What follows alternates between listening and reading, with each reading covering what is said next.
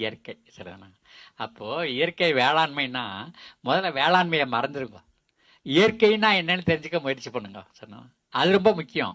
முன்னாடியே விவசாயத்தை மண்டக்குள்ளே வச்சுக்கிட்டிங்கன்னா ஒன்றும் புரியாது, இயற்கையும் புரியாது, விவசாயமும் புரியாது. சரிண்ணா? அது எப்படின்னா இந்த நலன் கதையில் வருது.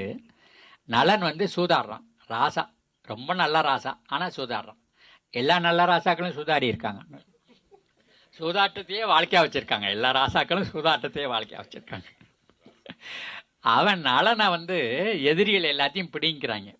பிடுங்கிட்டு நீ வந்து 12 வருஷம் காட்டுக்கு போயிட்டு 1 வருஷம் தலைமறைவாக இருந்துட்டு வான்னு சொல்லி அனுப்பிக்கிறான். அப்போ அவன் மனைவி வந்து கர்ப்பமாக இருக்கிறான். இந்த கர்ப்பமாக இருக்கிறவளை என்ன சொல்கிறான், நீ போய் உங்கள் அப்பா வீட்டில் இரு, நான் 13 வருஷம் கடந்து வந்து உன்னை கூட்டிக்கிறேன்னு சொல்கிறான். ஆனால் அவள் சொல்கிறா, அதெல்லாம் கிடையாது, நீ இருக்கிற இடம்தான் எனக்கு சொர்க்கம், ஆனால் நான் உன் கூட தான் வருவேங்கிறான். 2 பேரும் காட்டுக்குள்ளே போகிறாங்க. காட்டுக்குள்ளே போனாக்க அவளுடைய முந்தானையை விரித்து அதில் 2 பேரும் படுத்திருக்காங்க. இவன் தான் எல்லாத்தையும் உறிஞ்சி விட்டாங்களே. அப்போ இவனுக்கு தூக்கமே வரல. அவள் வயிற்றுல புள்ளையோட வேற இருக்கிறான். இவளை கூட்டிகிட்டு எப்படி 12 வருஷம் காட்டில் வாழ்றது, எப்படி தலைமறைவாக இருக்கிறது? ஆகனால இவன் என்ன பண்ணுறான், நடு ராத்திரியில் எழுந்திரிச்சு அதில் முந்தானியை கொஞ்சம் கிழிச்சு கோவணமாக கட்டிட்டு அவன் பாட்டுக்கு போயிடுறான். போகும்போதும் தூக்கம் வரல.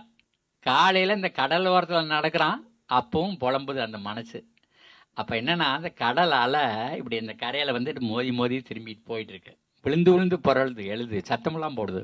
சொன்னால் போவாய் வருவாய் விழுந்து புரண்டு இறங்கி நாவாய் குளற நடுக்குருவாய், அப்படி புலம்புற உள்ள எல்லாம் பண்ணுது. நீ கூட பொண்டாட்டிய ராத்திரி காட்டில் விட்டு வந்து இதுக்கு வந்தியான்னு கேட்குறான். அது அலையை பார்த்து கேட்குறான். சரி, அலைக்கு இதெல்லாம் ஏது, பொண்டாட்டி ஏது, புருஷன் ஏது, சூதாடுறதெல்லாம் கிடையாது. ஆனால் அவன் மனசுக்குள்ளே அது இருக்குது. அது அப்படியே அதில் பிரதிபலிக்குது. அந்த இதுக்கெல்லாம் பிரதிபலிக்குதுன்னா அப்போ ஒவ்வொருத்தரும் வாழ்நிலையும் என்ன கசப்பு மருந்தெல்லாம் சாப்பிட்ருக்கீங்களோ அதெல்லாம் சேர்ந்து இதில் பிரதிபலிச்சுக்கிட்டே இருக்கும்.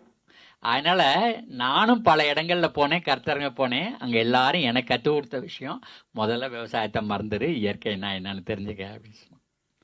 அப்போ இயற்கைனா என்னன்னு தெரிஞ்சுக்கிறதுனா எப்படின்னு அடுத்தவன்கிட்ட பிரசங்க